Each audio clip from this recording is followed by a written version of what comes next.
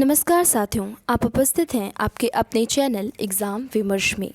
पिछली वीडियो में हमने देवरानी जेठानी की कहानी उपन्यास को पूरा पढ़ लिया है और आज इसी उपन्यास को हम संक्षेप में देखेंगे। आइए शुरू करते हैं। देवरानी जेठानी की कहानी उपन्यास लिखा किसने है? पंडित गौरीदत्त जी ने लिखा है और इसका प्रकाशन कब हुआ? 1870 में हुआ है। इस कहानी की अर्थात इस उपन्यास की विशेषता क्या है कि इसे हिंदी का प्रथम उपन्यास माना जाता है। ठीक है, अब देखते हैं इसके प्रमुख पात्रों को। प्रमुख पात्र कौन है?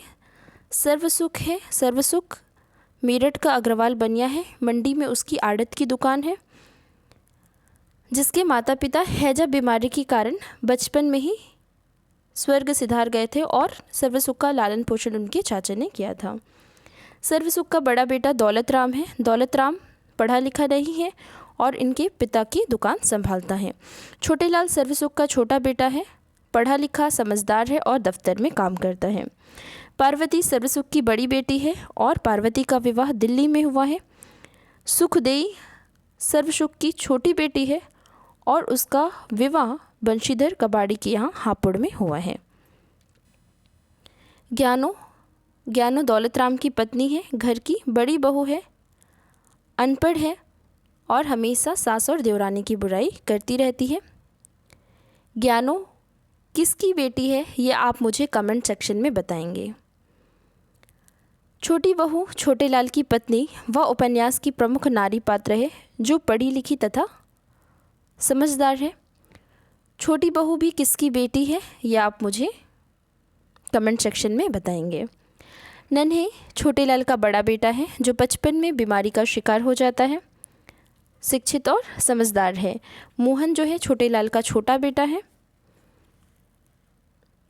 और जब वो 5 वर्ष का था 5 वर्ष तक वो जाटनी के पास रहा क्योंकि छोटी बहू बीमार थी और अपने बच्चे को दूध पिलाने के लिए सक्षम नहीं थी। कन्हैया दौलत राम का बेटा है और मुलिया का भाई है। मुलिया दौलत राम की बेटी है और इसका विवाह अतरौली में चुन्नी लाल कसेरे के बेटे से हुआ था। इसके अलावा और भी बहुत सारे पात्र हैं इस कहानी में, जैसे कि मुंशी टिकत नारायण है, हर सहाय काबली है। अब जो लिखा हुआ है स्क्रीन पर उस पर नहीं, जो मैं बोलूँगी आप उसको विशेष करके ध्यान दीजिएगा क्योंकि हो सकता है टाइप करने में कुछ गड़बड़ भी हो गई हो, है ना। तो आप मुझे अच्छे से सुनेंगे। मुंशी टिकत नारायण है, हर सहाय काबली है, मेरठ शहर का अमीर है या लाला बुलाकी दास है, मदरसे में नौकर है। दिल्ला पांडे पुरोहित मिसरानी है, पड़ोसी। डूंगर है, डूंगर कौन है? दौलत राम का ससुर है। लाला दीनदयाल छोटे लाल का ससुर और गुड़गांव का तहसीलदार है। राम प्रसाद मझोली ज्ञानों का भाई है। गंगाराम छोटी बहू का भाई है। भगवान दे छोटी बहू की बहन है। नथिया ज्ञानों की सहेली है। किरपी छोटी बहू के मामा की बेटी और विधवा है। झुन्नी मुन्नी नन्हे की पत्नी है। शिवदयाल सुखदेई का बेटा है और ज्ञानचंद सुखदेई का भांजा है। तो ये हुए महत्वपूर्ण जो है पात्र हैं इस उपन्यास के। परीक्षा में पूछा जाता है, पात्र का नाम दिया जाएगा आपको और कौन सी उपन्यास या कहानी में है यह आपको पूछा जाता है। ठीक है, आइए अब इसमें कुछ महत्वपूर्ण गीत या पद्य जो हैं वो भी दिए हुए थे, हम एक बार उनको भी देख लेते हैं। तो पंडित गौरीदत्त शर्मा के इस उपन्यास में अर्थात देवरानी जेठानी की कहानी की भूमिका में एक पद्य आया है, वो कौन सा पद्य है देखते हैं। दया उनकी मुझ पर अधिक वित्त से, जो मेरी कहानी पढ़े चित से, रही भूल मुझसे जो इसमें कहीं, बना अपनी पुस्तक में लेबे वहीं, दया से कृपा से क्षमा रीति से, छिपावें बुरों को भले प्रीति से। ये पद्य जो है उपन्यास की भूमिका में लिखा गया है। इसके बाद दूसरी पंक्ति देखते हैं। सांझी रे क्या ओढ़े क्या पहनेगी, काहे का सीस गुंदावेगी, शालू ओढ़ंगी मसरू पहनूंगी, सोने का सीस गुदाऊंगी। ये मुलिया के द्वारा गाया गया गीत है। अच्छा, इसके बाद एक और जो है महत्वपूर्ण जो पंक्ति है इसमें नन्ही की शादी में गाई गई थी, मुझे लगता है कि इस स्लाइड में नहीं आ पाई है, मैं आपको ऐसे ही बता देती हूँ। नन्ही की शादी पर गाया गया पद्य था, छन पिराकी आइयाँ और छन पिराकी जोड़ा, दूसरा छन जब कहूँगा जब ससुर देगा घोड़ा। मुझे लगता है आप सभी को याद भी होगा यह। छन पिराकी आइयाँ और छन पिराकी धार, अब का छन जब कहूँ, अब का छन जब कहूँ जब सासू देगी हार। छन पिराकी आइयाँ और छन पिराकी बोता, धौसा लेके ब्याहने आया सर्वसुख का पोता।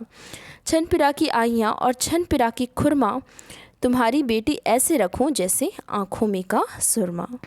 इसके अतिरिक्त कुछ महत्वपूर्ण पंक्तियाँ भी हैं, कथन भी हैं जो विभिन्न उपन्यासों के द्वारा कहा गए हैं।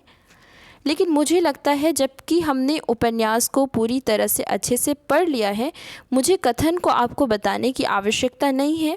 आप एक बार यदि फास्ट 2x पर लगाकर भी आप वीडियो को देख लेते हैं, तब भी आपको पता चल जाएगा कि किस उपन्यास ने कौन से कथन को कहा है। ठीक है, आइए एक बार कहानी को भी हम, अर्थात उपन्यास में जो दी गई कहानी है, इसको बहुत ही कम शब्दों में एक बार फिर से पुनरावृत्ति कर लेते हैं। इस कहानी में अर्थात उपन्यास में सर्वसुख नाम का एक अग्रवाल बनिया है जो मेरठ का है। मंडी में इसकी आड़त की दुकान है, इसके पास धन दौलत और सब कुछ है। इनके माता पिता बचपन में हैजा बीमारी से मर गए थे और इन्हें इनकी चाचा ने पाला था और बाद में इनकी परचून की दुकान हो गई थी। सर्वसुख के 2 लड़के हैं, दौलत राम और छोटे का नाम क्या है, छोटे लाल है। 2 लड़कियां भी हैं, बड़ी पार्वती और छोटी का नाम सुखदेई है। और लाला जी ने अपने दोनों बेटे और बेटियों का विवाह कर दिया है, लेकिन सुखदेई का अभी गौना नहीं होने के कारण वो ससुराल नहीं गई हैं। बड़ा बेटा दौलत राम पढ़ा लिखा नहीं है, इसलिए उसकी पत्नी भी पढ़ी लिखी नहीं है। वहीं छोटे लाल पढ़ा लिखा है, शिक्षित है, इसलिए उसकी पत्नी भी पढ़ी लिखी है, शिक्षित है।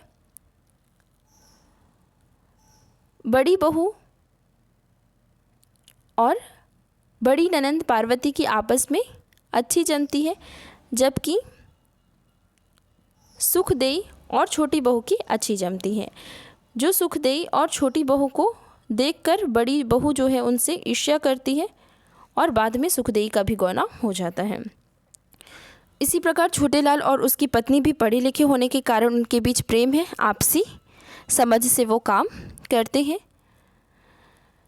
बड़ी बहू को अर्थात ज्ञानों को घर का काम और खाना बनाना यह सब भी अच्छे से नहीं आता है, इसी कारण छोटी बहू को ही दोनों वक्त का खाना बनाना पड़ता है। सुखदेई ने ससुराल से घर चिट्ठी भेजी तो छोटी बहू ने उसको पढ़कर सुना दिया और जवाब भी लिखकर भेज दिया।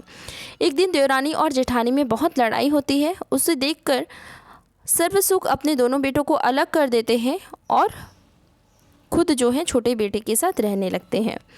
बड़े बेटे के यहाँ एक दिन बेटी पैदा होती है और छोटे बेटे के यहाँ बेटे का जन्म होता है। जब बेटी पैदा होती है तो लाला दौलत राम से क्या कहते हैं, आपको याद होगा वह पंक्तियाँ, ले भाई लौंडियों ने घर घेर लिया, है ना। इसके बाद देखिए, पोते के जन्म की खुशी में सर्वसुख समाज के लोगों को दावत देते हैं, दान करते हैं, मिठाई बांटते हैं। लेकिन बेटी के जन्म पर क्या कहा था, ले भाई लौंडियों ने घर घेर लिया, और वो उदास हो जाते हैं। एक दिन दौलत राम की पत्नी ज्ञानो बीमार हो जाती है और बेटी की भी आंखें दुखने लगती हैं। ज्ञानो परहेज नहीं करती है, इसलिए बीमार हो जाती हैं। और ये लोग आँखों की दवाइयों को डालना छोड़कर क्या सोचते हैं कि ये किसी देवता का प्रकोप है और दवाई डालना भी बंद कर देते हैं और बेचारे दौलत राम को ही खाना बनाना पड़ता है। इसके बाद दोनों की आँखों की इलाज होती है, वैद्य के इलाज से इनकी आँखें ठीक हो जाती हैं।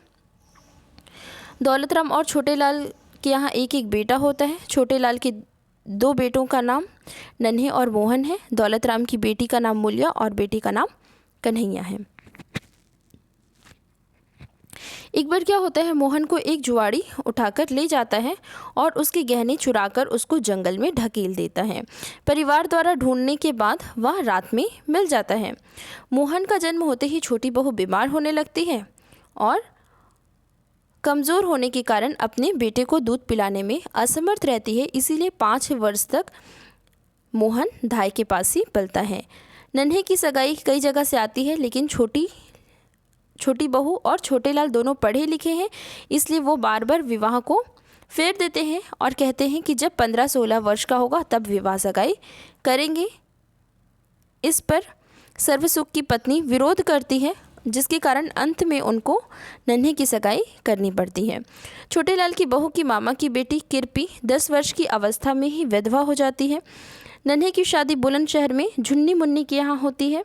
सर्वसुख की मृत्यु हो जाती है और 6 महीने बाद उसकी पत्नी की भी मृत्यु हो जाती है। माता पिता के मृत्यु हो जाने के पश्चात दोनों भाइयों में पंचों के द्वारा जायदाद का बंटवारा होता है, क्योंकि दौलत राम की पत्नी दौलत राम का भी कान भर देती है और दौलत राम अपनी संपत्ति में से, अर्थात उनकी जो पिता की संपत्ति है उसमें से कुछ भी अपने भाई को नहीं देना चाहता है और यह कहता है कि ये, और दौलत राम की पत्नी कहती है कि सारी कमाई सब कुछ मेरे मालिक का ही है।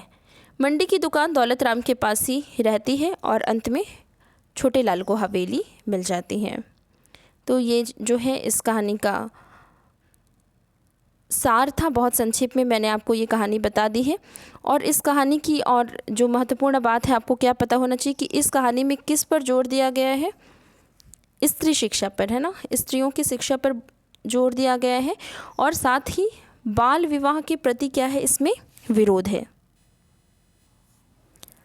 साथ ही साथ इस उपन्यास में विवाह में होने वाली फिजूल खर्ची, स्त्रियों की आभूषण प्रियता, वृद्धों का बहुओं के द्वारा रखा जाना और इस तरह से बहुत सारे महत्वपूर्ण बातों का, बाल विवाह, विधवा विवाह, इन सभी बातों का इसमें बहुत ही अच्छी तरह से जिक्र किया गया है। इसके साथ ही ये उपन्यास कौरवी जनभाषा में लिखी गई है। किस्सा गोसाई शैली का इसमें प्रयोग किया गया है। लोक भाषा के शब्द और मुहावरे व लोकोक्तियों का प्रयोग भी कथा मिजाजी अंदाज में इस उपन्यास में किया गया है। और इसी उपन्यास की रोचकता और इसमें का जो विषय वस्तु है, समाज सुधार की जो इसमें दृष्टि दिख रही है, इसी से प्रभावित होकर पश्चिम देश के अधिकारी लेफ्टिनेंट गवर्नर बहादुर ने 24 जून 1870 ईस्वी के पत्र द्वारा पंडित गौरीदत्त को 100 रुपये का पुरस्कार प्रोत्साहन के रूप में दिया था। ठीक है, फिर यही इस कहानी की जो है मुख्य बातें हैं, परीक्षा में आने योग्य हैं। आप 1 बार 2 बार 3 बार यदि आप पढ़ नहीं पाते हैं, कहीं जा रहे आ रहे, फिर भी यदि आप फ़ोन खोलकर 2-3 बार एक ही वीडियो को बार बार यदि आप सुन लेते हैं, फिर भी से आपको इस तरह से आपकी परीक्षा की तैयारी बहुत ही आसानी से हो सकती है। अगर आपको हमारी यह पहल अच्छी लगती है, वीडियो अच्छी लगती है, कृपया करके वीडियो को लाइक करें, अपने दोस्तों के बीच शेयर करें।